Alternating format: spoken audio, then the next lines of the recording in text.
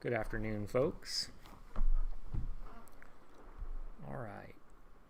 As always, if you have questions regarding anything in the class, go ahead and ask those in the chat. And I'll make sure that we go over those.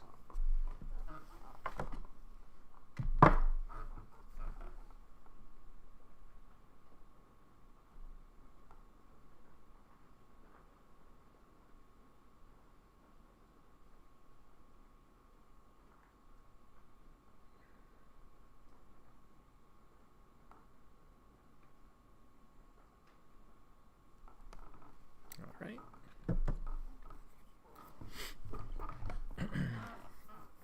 So we've been working on selection structures. So if statements, if else, those are the two we've looked at. And then we looked at how to nest those together to allow us to add different branches to our program.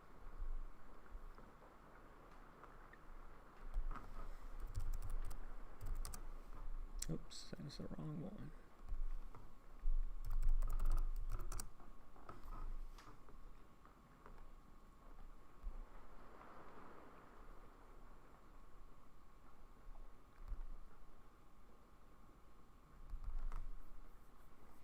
And so we had drawn this here to help us.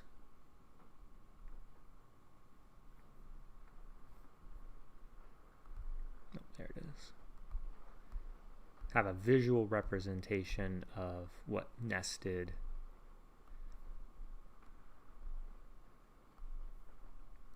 selection structures would look like, right? So you can see here each one of these diamonds represents an if statement nested inside of either an if statement or the else part of an if statement. All right, and you can imagine if you want people to have a choice, or any situation where you have a lot of choices, you don't want to ask, let's say you are going to buy ice cream and you wanted to choose your flavor through a machine or something. You don't want it to ask you, do you want vanilla, yes or no? Do you want chocolate, yes or no? Do you want strawberry, yes or no? You want to be able to just pick the one you want, right? So in those situations, there's another structure here that's useful, and that is the else-if statement. All right, and so here's what the code looks like. We've seen this, an if statement. All right, and then following that, if you want to allow other options, you just include an else space if. And what that means is starting from the first condition, it will evaluate each condition until it either finds one that's true, or if none of them are true, it will go with the else statement. So with an if else-if statement, you need to include an if and an else, but between that you can include as many else-ifs as you want. And so instead of looking like this, where they're nested, it would look something more like this. Okay, so from the if statement, in this case, they are giving you 4 options, 9, 10, 11, or 12. And if you don't choose one of those, then it has a default that will run. Okay, so let's take a look at an example here.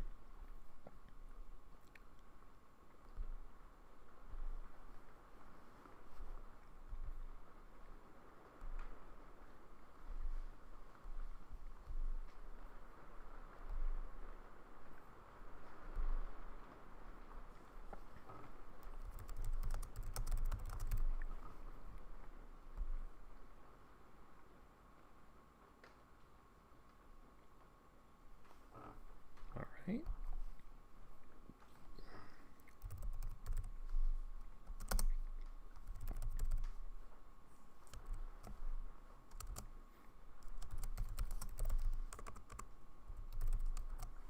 So we can ask the user for the flavor they want.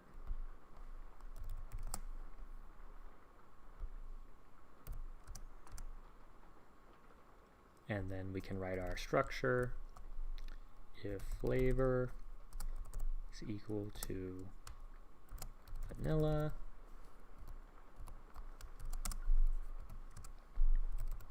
else if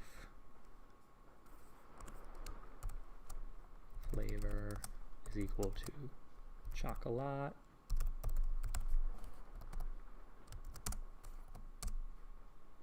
and maybe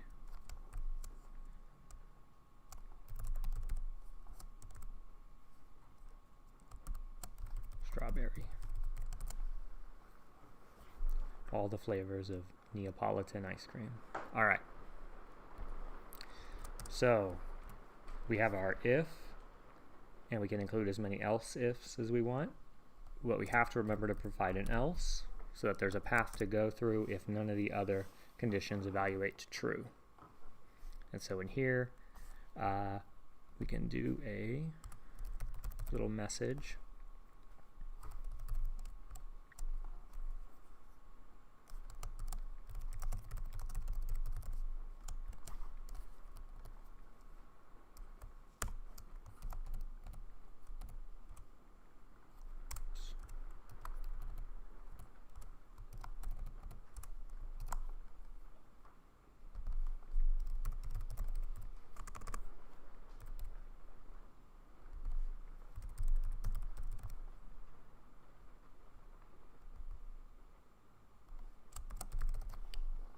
All right. So let's see if I forgot anything, like all of these semicolons.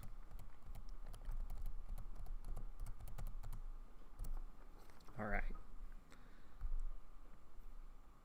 What flavor? Banana. Wrong. All right. What about chocolate? You chose chocolate. So you see, you can, with this is nice because you don't have to nest. The more if statements you nest together, it's going to increase the width of your code, but it's also going to increase the difficulty of reading and understanding what it's trying to do. So anywhere where you are giving multiple options that don't, where the decision doesn't make a difference for the other options, like in our previous example where you were trying to narrow down people into your social circles.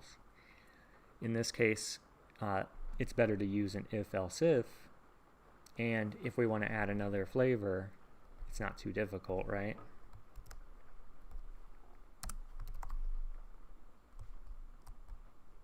We can select there and there and do banana. And now banana will work. All right. I'll go ahead and post this link in the chat if anyone wants to take a look at it while we continue on. And please do ask questions in the chat if you want me to go over any more detail on any of these, or if you have questions on any of the assignments. Okay, so you could see for each if-else or else-if here, you can see I'm using curly braces to surround each block. If it's only one line, you don't have to do that. But if it's multiple lines, you have to include the curly brace around the code that's going to run if it evaluates to true. All right. There is another way that you can provide a way to test multiple options. that's a little bit simpler, and that's using the case structure. Here, if you're trying to match specific values, you can use the case structure. You can't use it to check for other types of conditions, like if something's greater or within a certain range of values. It won't work for this. Okay, and you can also only use integers and text characters as the values. So let's take a look at this.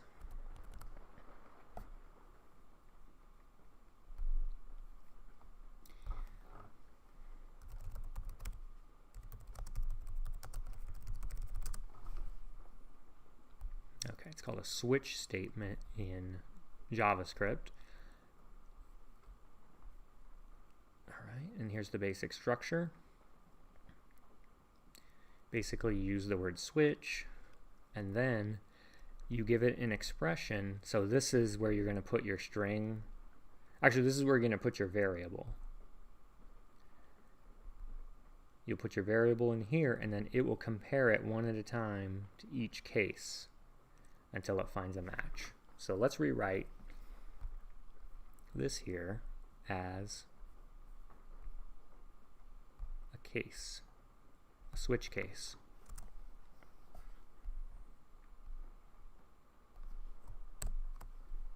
We can still use the same input.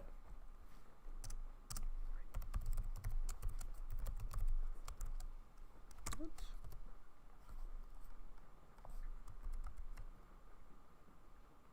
All right, and then it does need to go in its own code block, and then inside you provide different cases.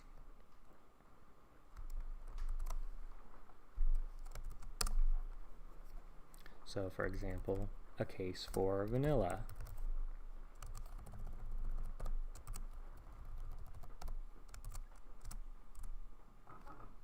Then we can output the same way.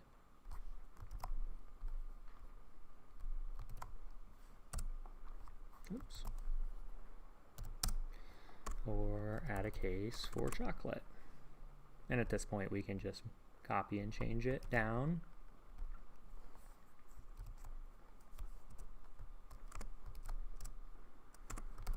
Okay, and so we can do this, and this can be chocolate.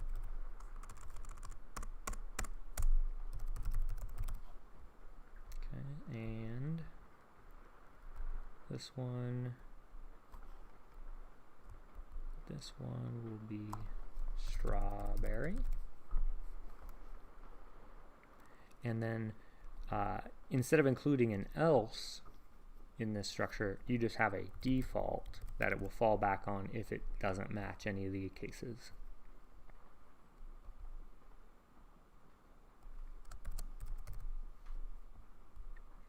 All right, let's see if it works, if I did everything correctly here.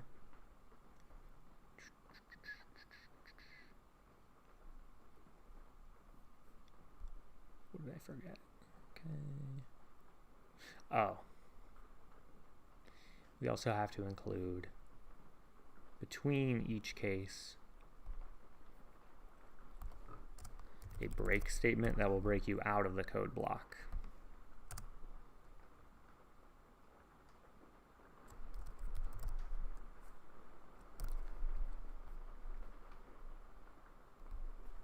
And you don't have to include one for the default because it'll hit the end of the block.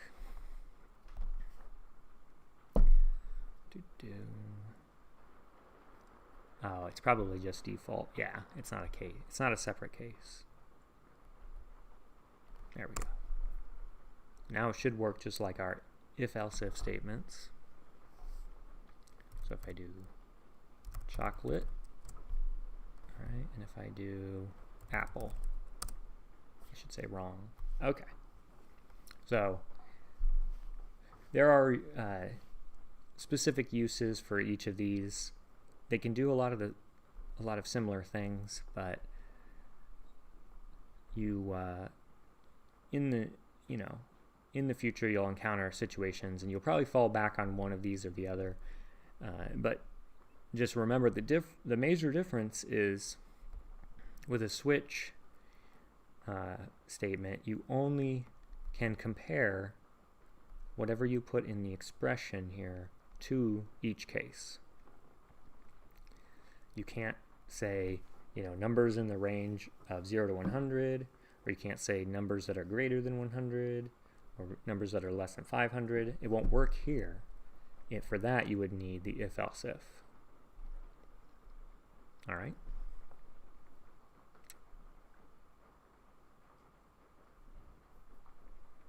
And that covers it for the topics that I want to go over in Chapter 5.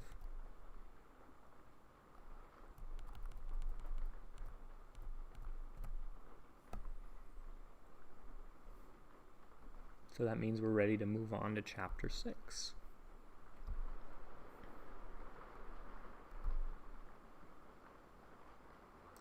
All right, so Chapter 6 introduces the idea of repetition structures. So if you've ever had to copy lines of code that are doing the exact same thing but with different values, you probably need to use a repetition structure. All right, so you may have heard of these. They're called loops. There's the for loop, while loop, and there are some additional types of loops, but you'll see the while loop and the for loop the most. All right, we'll also take a look at the do while loop. All right, so how do we build these, and how do we nest them later? That's always fun. Okay, so how a loop works is you create a condition, and once that condition is false, the loop will stop. So that means you need to change the value being checked somewhere within the loop. All right? So let's take a look at some code here. Let's go ahead and take a look at the while loop. All right. I like how it describes, instead of just showing an example, it describes it. Okay. Kind of a waste of time.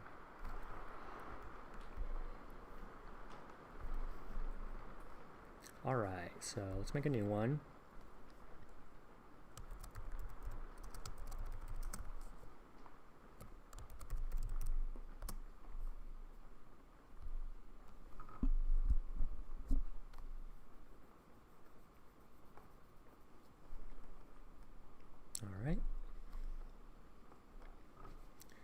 And I'll show you the while loop. So it's a lot like an if statement. It's almost identical to an if statement structure-wise.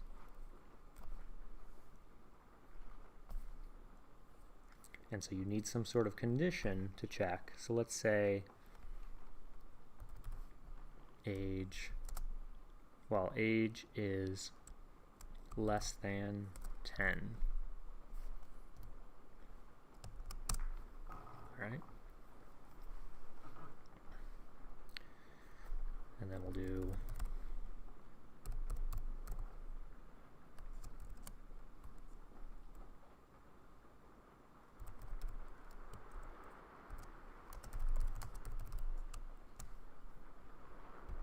little output here.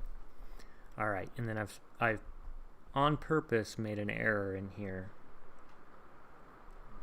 And so see if you can imagine, based on what we've looked at so far and what I mentioned about the value, what causes this while loop to stop? It's when age is greater than or equal to 10, because we're saying go ahead and keep running while age is less than 10. All right, well, right now we don't have any age, so let's set age to 0.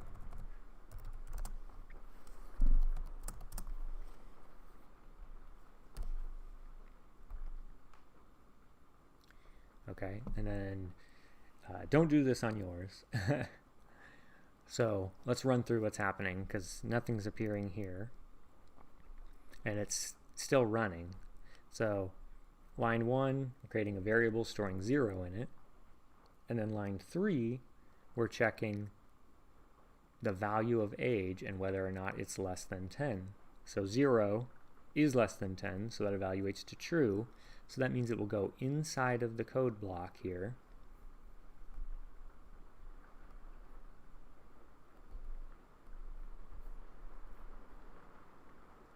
All right.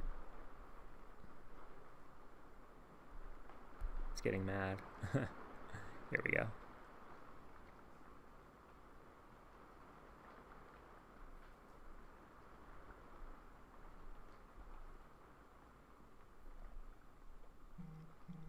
And so while age is 0, it'll go inside the block, and it should print out the value in age, years old. So it should print out 0 years old. And then where does it go? Well, since this is not an if statement, it is a while loop. When it hits the curly brace here, it actually goes back up to where the while loop starts, and it checks the value again. All right. So it's going to check if 0 is less than 10 again, and then it'll do this part again. Now, it never got a chance to print to the console down here because it never changed from 0, and so what we had created is called an infinite loop, and you want to try to avoid these in your code because they just cause the computer, yep, you're right, Charlie. They cause your computer to lock up and wait. And it usually causes the program to crash, just like it did in Replit. All right, so be careful. It's not going to hurt anything. It's just going to waste your time if you make this mistake. So if we don't want the value to stay at 0, what can we do? Think about it. So it's going to keep testing the value of age to see if it's less than 10. So we probably want to increase the value in age so that it will eventually be greater than or equal to 10, therefore stopping the loop. So all we need to do is adjust the value in age by 1, or whatever number you want. It'll work for whatever number. It'll just reduce the number of loops. So if I do 1, we'll see what prints out. So it's printing out 0 through 9. So how many times did it loop through? It ended with 9, but it started with 0. So in this case, since we started at 0 and we're only going to numbers that are less than 10, it'll stop at 9. So it should be a total of 10 numbers in this case. Okay, if we set it to age less than or equal to 10, it prints 0 to 10. How many numbers is that? That's 11. All right, so you have to pay attention to the expression you're using to decide whether to continue the loop or not, so that you understand. Because if you only want to loop through some code so many times, you need to make sure you tell it that specifically. All right.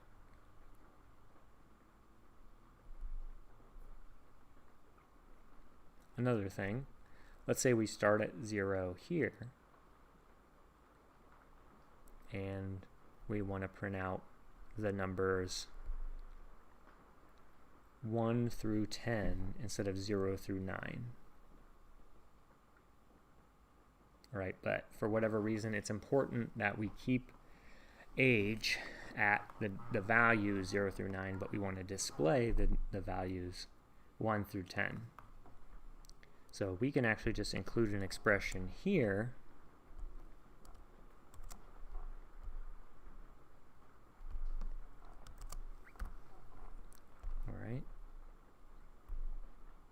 that goes from 1 to 10. Also, remember how code evaluates. It always goes from the top here, and it reads a line at a time. Now that we've introduced while loops, you have to understand the code will go back. So we haven't seen anything like that yet. So I just wanted to make a point of that. It's going to go back. When it hits the end, it goes back to check whether or not the condition is still true. Otherwise, it continues on.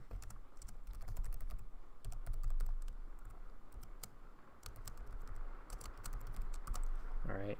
So here, if I put something outside of the loop, it's only going to happen once. Loop done.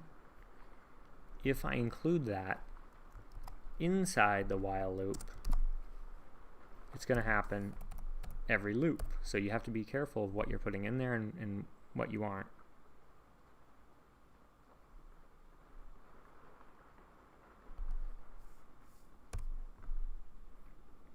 Okay. Is there anything else? I think we're good for now on that.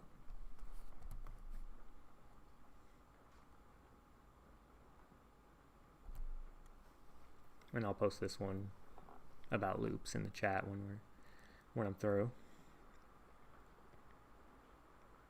So I guess to break it down, if you're going to use a while loop to do a certain number of steps or a certain number of loops, you need to create a count variable.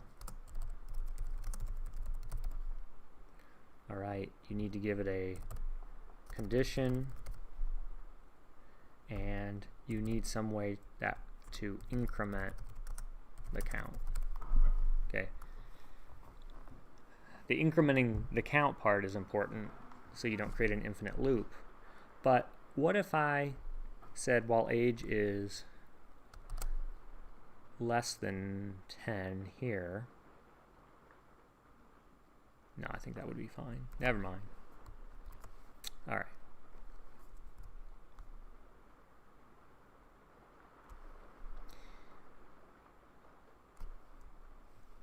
Okay.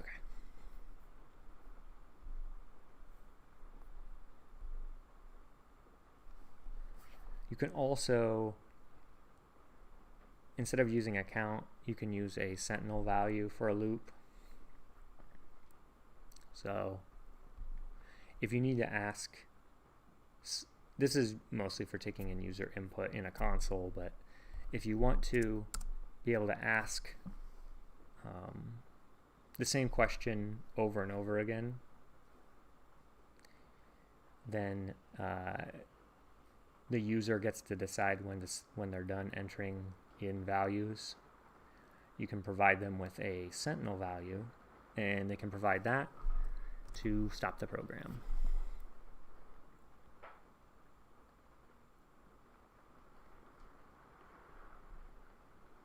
So let's comment this out.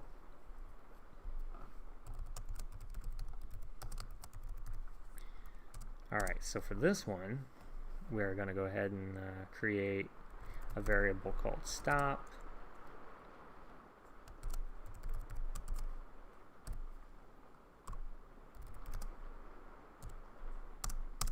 And we'll do a while loop.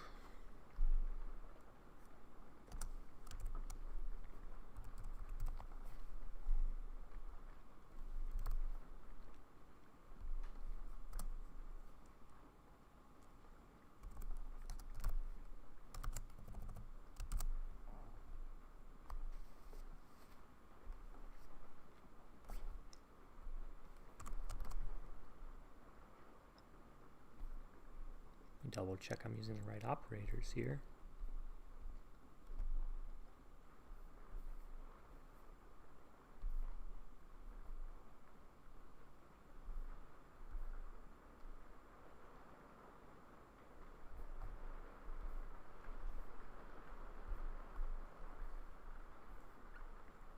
All right, So I'm not sure if you guys have seen this yet or not. The JavaScript not equal operator can be used if you want to check for a certain value so that you can make something false, basically. So if I checked, I'm actually going to change this from stop to input, because what we're going to be doing is taking in user input.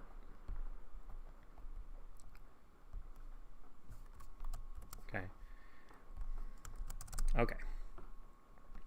So we're going to be asking the user a question. They're going to provide input, and then based on that input, we'll decide whether we want to stop the loop or continue the loop. Okay?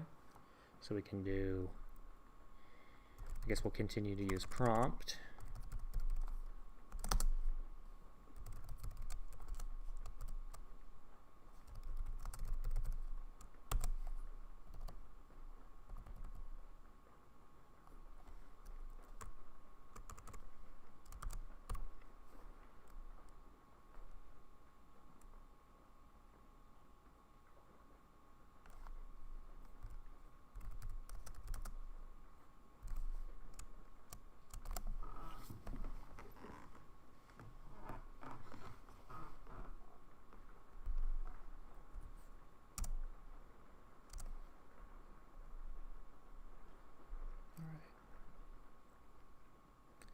So right now we have a variable with a string value of go. Here we're checking, as this is saying, while input is not stop, go ahead and keep running this loop. Okay, so we'll go ahead and create another variable here. I'm going to bring back, let's do a different one.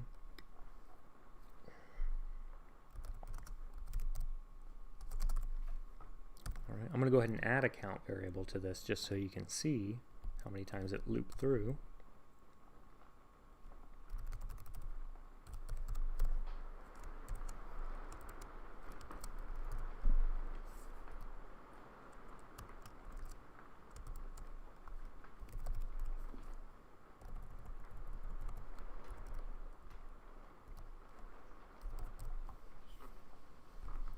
Alright, so what we have here, here's a variable that's storing a string, here's a variable that's storing a number, and we're saying while the user has not typed in stop, go ahead and ask them whether they want to stop or go. Then we're going to print out how many times they've looped through, and we should also increment the count.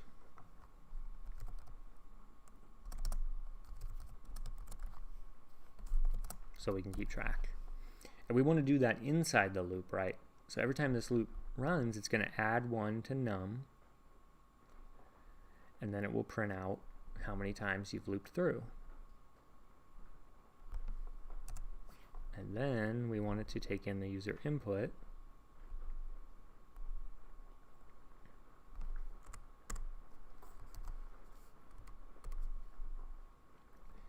So until they type stop, which is the sentinel value, it'll keep looping. Let's try it, see if I messed up anything. Okay. So we'll say go, go, go, and stop. Alright, and then I forgot spaces here, but you get the idea. So I went through 4 times. Let me try that again.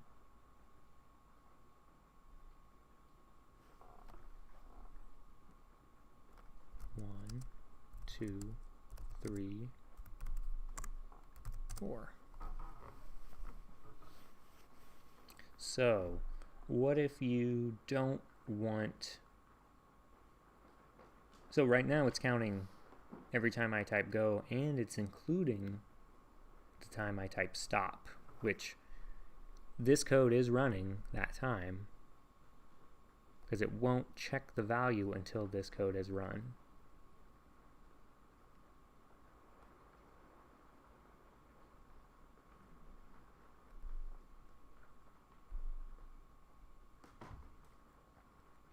So think about how you might get that to only show 3 times instead of 4.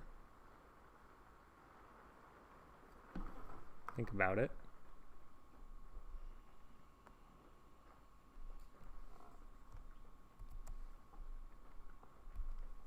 Well, we can use what we were introduced to last chapter. We can just use an if statement. All right, so we'll ask them first whether they want to stop or go. And then we'll check if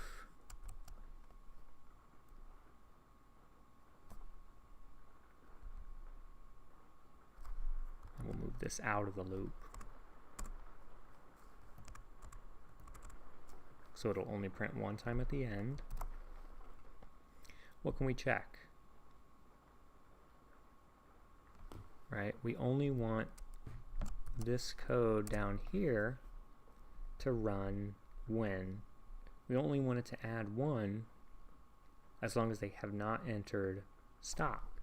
So we can do if input does not equal stop,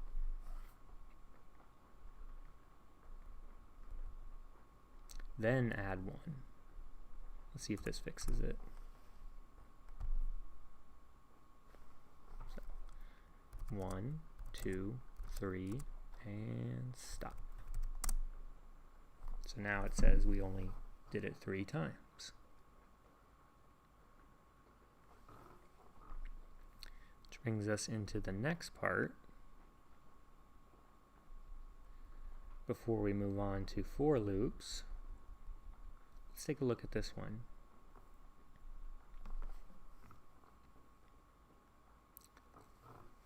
So, the do while loop works a little bit differently than the while loop.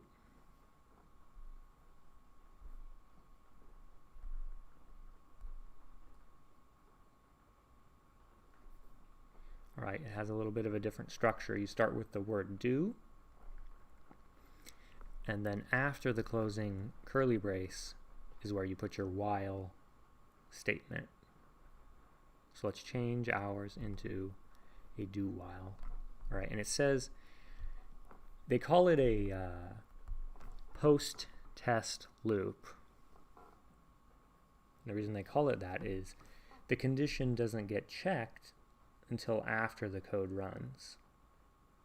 So that means whatever code you put inside will run the first time, and then it will only continue to run if the condition is true.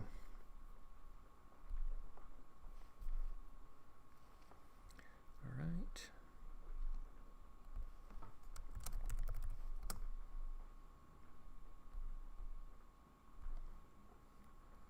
Label some of these.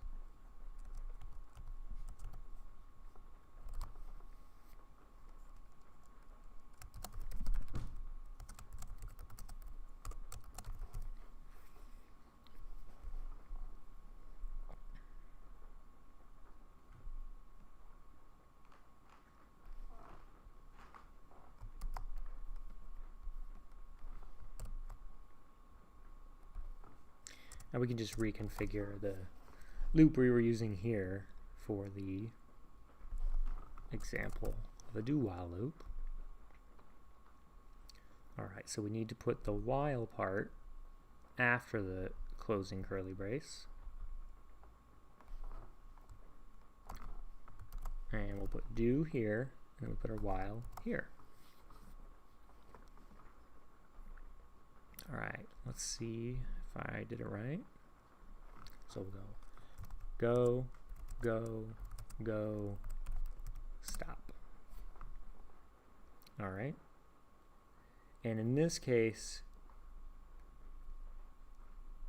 it's not much different because we're still going to go through the loop the same number of times. But let me add something here to illustrate how they're different.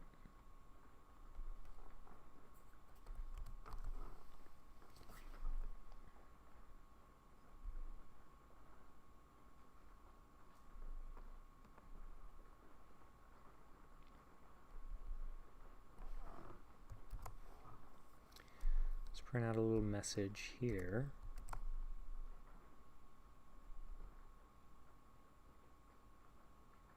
That will print out the current count.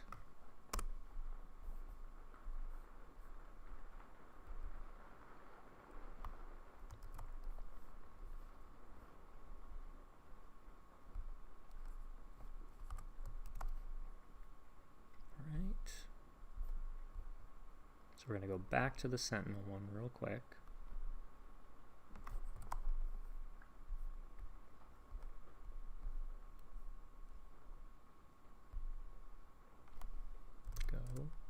Stop. So we see 0 and 1. Alright. And then if we do with the do while loop,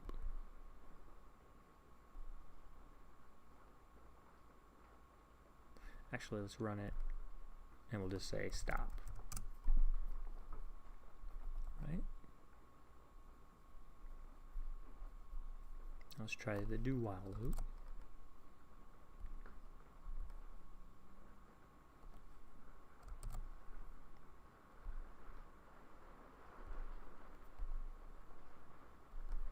And let's refresh because this thing's wigging out.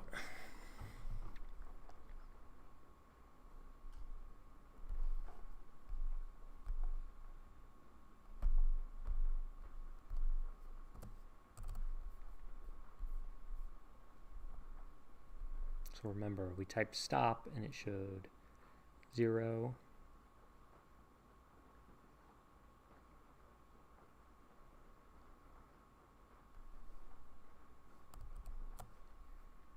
This one, if we type stop, we get the same thing. All right. If we go back again,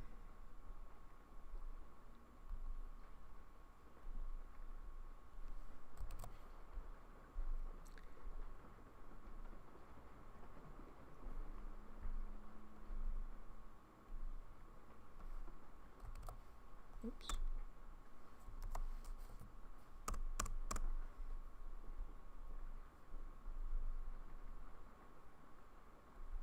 Now we'll set the input to start as stop. So we're going back to the Sentinel loop one more time. So this is normal while loop.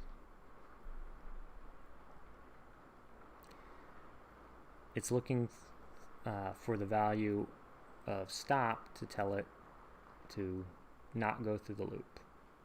All right. So if we run that, so since we have this here, that's telling it to print out this number. It's not printing that out anymore because it never gets inside of the while loop, because these, as soon as stop is the value of input, this will be false and the while loop will not it will not enter the code block here and run these statements. Well, let's see what happens if we do that with the do while loop. While I'm setting it up, why don't you guys think about what do you think will happen?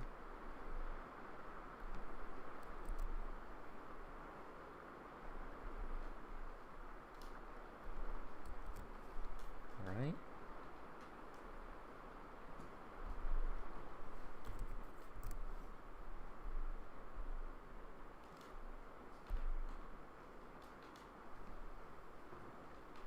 So we set the value of input to stop, and this do while loop will stop when the value of input is stop. I should have used different variable names and values, but It's too late now. All right. So why is it asking me to stop or go, right? Isn't that prompt inside of the while loop?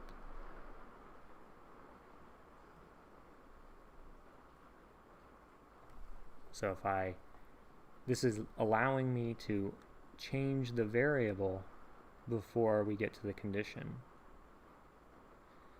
If I could keep it as stop,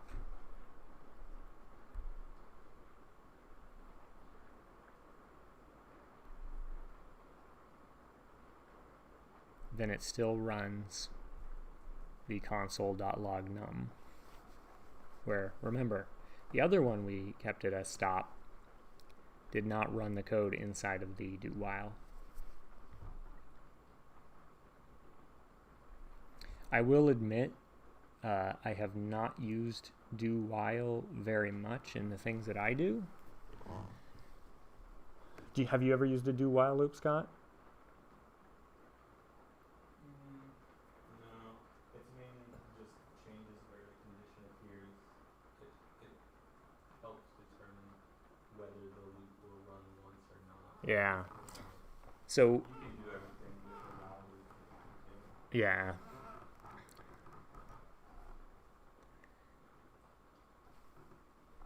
So as long as you remember the while loop, you should be good.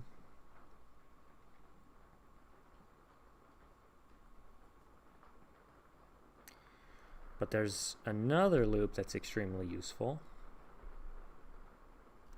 and that is the for loop. And it doesn't look as pretty as the while loop, but it's better to have concise code that's easy to read, and once you get used to the structure of the for loop, you can see how much space it saves, and it's just easy to read.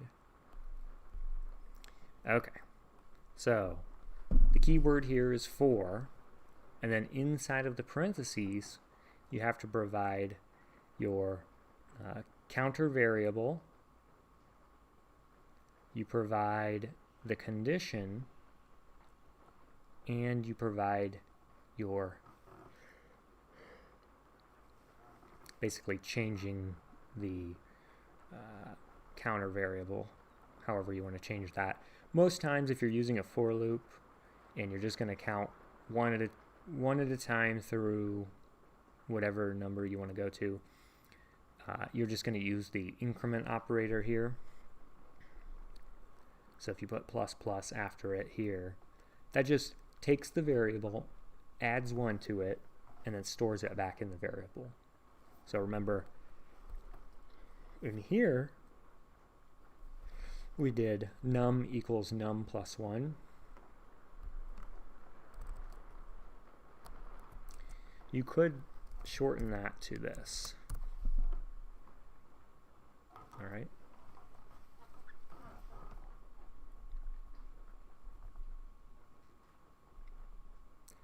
All right, let's take a look at the for loop here. That way I can talk about it as we're looking at the code.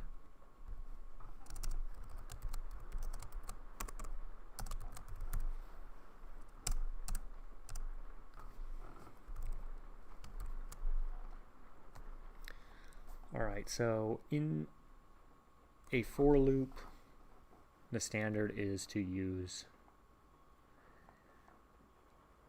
a single letter name, because the variable, you're not supposed to use this counter variable outside of the loop. That's the idea. So if we do let x equal 0, so we'll start at 0. You don't have to start at 0, but if you're just counting, it's usually better to start at 0, because when we start talking about arrays and collections, basically the computer starts numbering things at 0, so you got to get used to starting at 0. Okay, and we want to go while x is less than 10. Think about what we did with the while loop and what we've done so far. We've set our counter, and then you put a semicolon, and then you put your condition, And this is the condition that it'll check every iteration of the loop, every time it repeats the loop. And we want to increment x by 1. And there is our for loop, and then we can do console, just to see it in action, console log x. Okay, so that's going to print out 0 through 9. If I do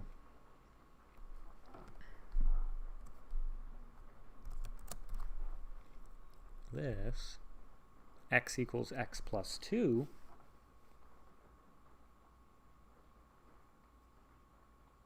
notice the output. We start at 0, and then we go up by 2. So here's a good way to get a bunch of even numbers. If you increment by 2, right? Or, what if I want odd numbers? Start on an odd number and add 2.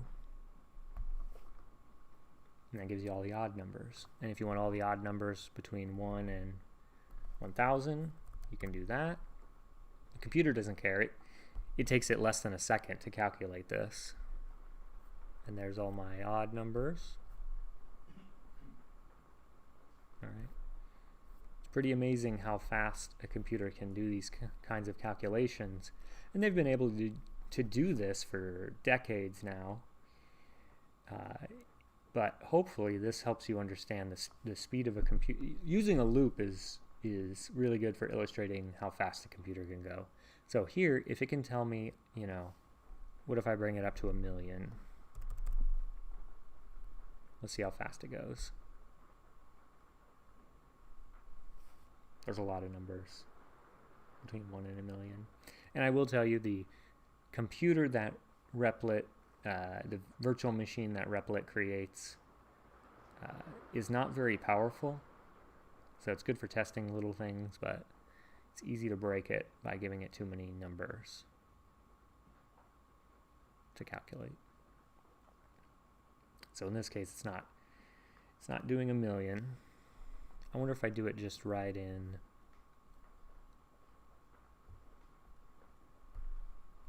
let's see if my computer can do it instead of the Replit machine. So we need a text editor. And I'll use Notepad++.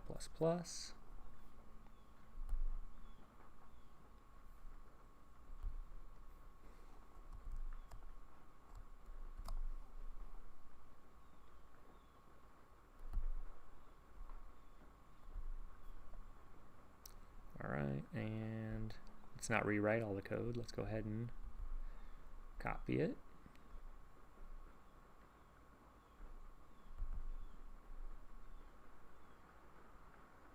Well, I might have to refresh it because it's going to lock up.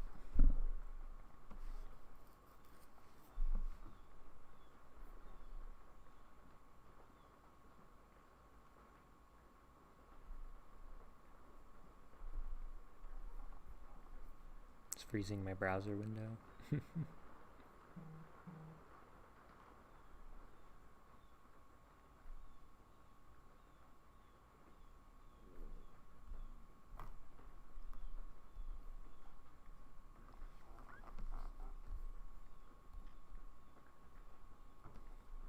I guess we'll just retype it.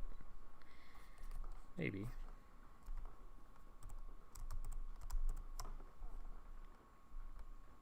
Make that a little easier to see.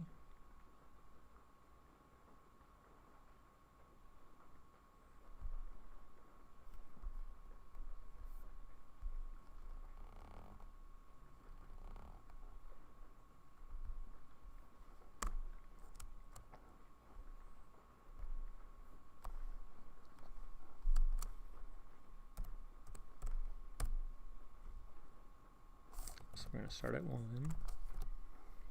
I wanted to go while x is less than 1,000,000. We want to increment by 2.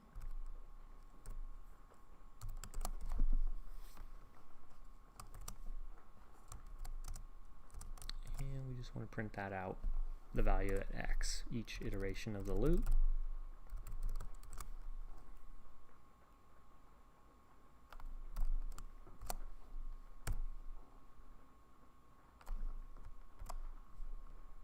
I'll just throw this on the desktop as hello.js. Actually, let's call it hello.html, and we'll just embed it right in the page using the script tags.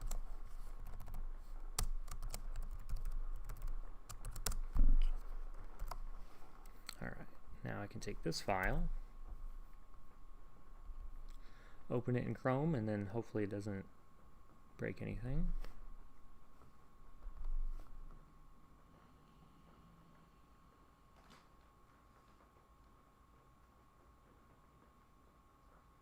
All right, and so to see that console output, I actually have to open the console. So if you hit F12, and then at the top here you can click console, and then there are all my numbers, including 1 through 1 million that are odd. All right, let's try refreshing the page so you can see how fast it does this.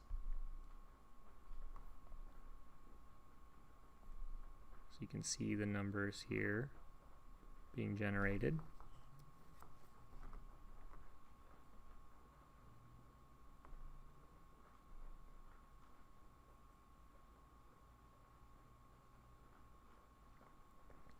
This is the equivalent of like revving your computer. All right.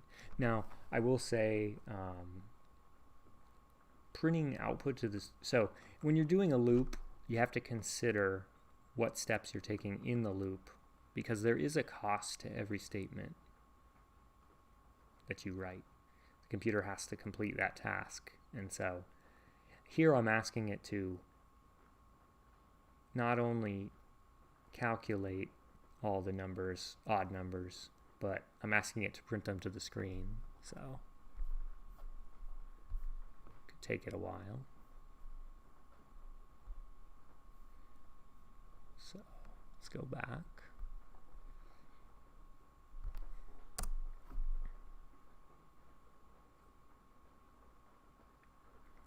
Let's not do 1,000,000 in Replit.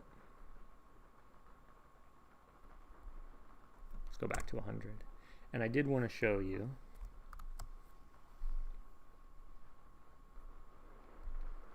if you're on Windows 10, you can go in and actually, here's how I always get it. They move stuff around. I go to this PC under the File Explorer, and you go to Properties. You can see the speed of your processor. All right, so the names are usually technical here, but what we care about is this number right here, 2.6 gigahertz. All right, so this is basically you can think of it like this: the computer can add together 2.6. They can do an addition 2.6 billion times per second. All right. So if it was just adding numbers together, but it wasn't taking an input and it wasn't printing that out, it would only take it 1 second to do 2.6 billion. And we only did 1 million and asked it to print it out. So this also, you see there's 2 numbers here. This just represents 2 cores on the processor. And so I can hand things off. They found a way. They the speed increases. You know, it's supposed to double every 2 years. And they do that by shrinking the actual physical parts that are inside of the processor. but they're getting they're either at or close to circuits that are an atom thick, and you can't really go right now. You can't really go down further than that. So they've invented other ways to increase the speed, like dual core, and we have graphics processing units, GPUs that can help offload some of the work from the CPU. But that has its own limitations as well. So if you're interested in this kind of stuff, a lot of people believe the next step will be quantum computing, but there's a lot of weird things that you have to do for that to work, like keep it at a temperature that's below freezing or something for it to work. So usually when you think of a computer, you worry about it running hot, right? Well, I guess you are worried about it running hot if it has to maintain a below zero temperature. But instead of heating your house, your computer might cool your house. All right. So I think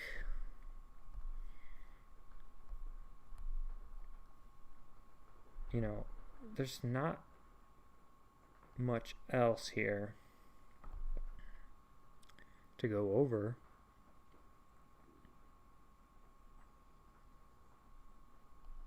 In terms of the structure and how to use these. So I'm going to end it here, and if you guys have any questions, make sure you email me. Also, if you're one of my advisees, make sure you check your Lakeland email. I sent out an email for people to set up appointments, all right?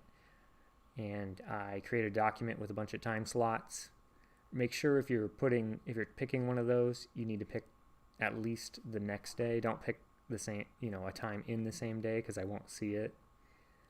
So if you decide to schedule an advising appointment today, you need to schedule it for either tomorrow or, anytime the rest of this week, Tuesday through Friday. All right. So have a good day, and I'll see you guys on Monday.